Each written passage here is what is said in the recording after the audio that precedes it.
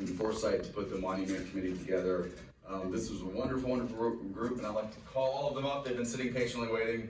If you'll all come up, please.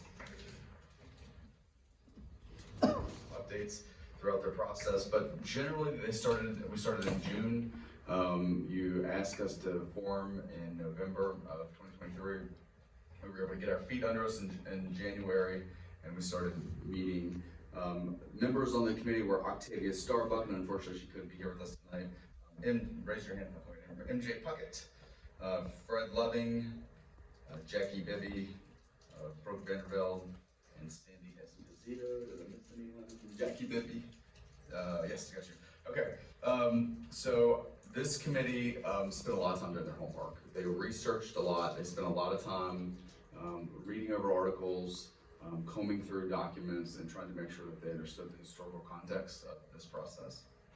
I will tell you, we took our first field trip. We all loaded up on a bus and we went to Charlotte County, and we read and went over the sign that you were inspired by.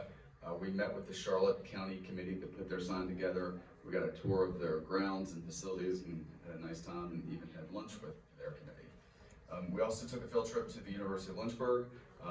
Kim Payne, the former city manager, he did a presentation on monuments in Virginia. It was a very timely presentation, so we were able to be part of that process. We also consulted with Ed Ayers, who is a historical professor at the University of Richmond, and we were able to provide some of the context that we were thinking, some of our ideas, and he gave us some good feedback.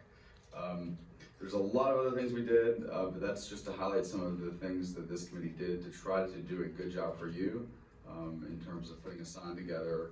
And so keep in mind that our task was to come up with something where the monument stays, the sign on the plaque on the monument stays, but a sign would go beside the monument. So MJ Puckett has volunteered to read the recommendation from the monument committee to you. I don't know, well, we don't have a picture in front of you, I don't think, of the existing monument. The monument before you was placed on this site in July of 1922.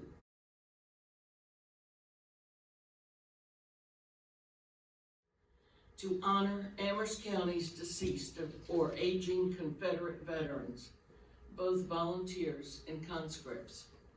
It was created at the request of two older veterans, John M. Payne and E.B. McGinnis, who wished to memorialize their comrades in Daughters of the Confederacy, UDC, petitioned the Amherst County Board of Supervisors for a public site to place the privately funded obelisk.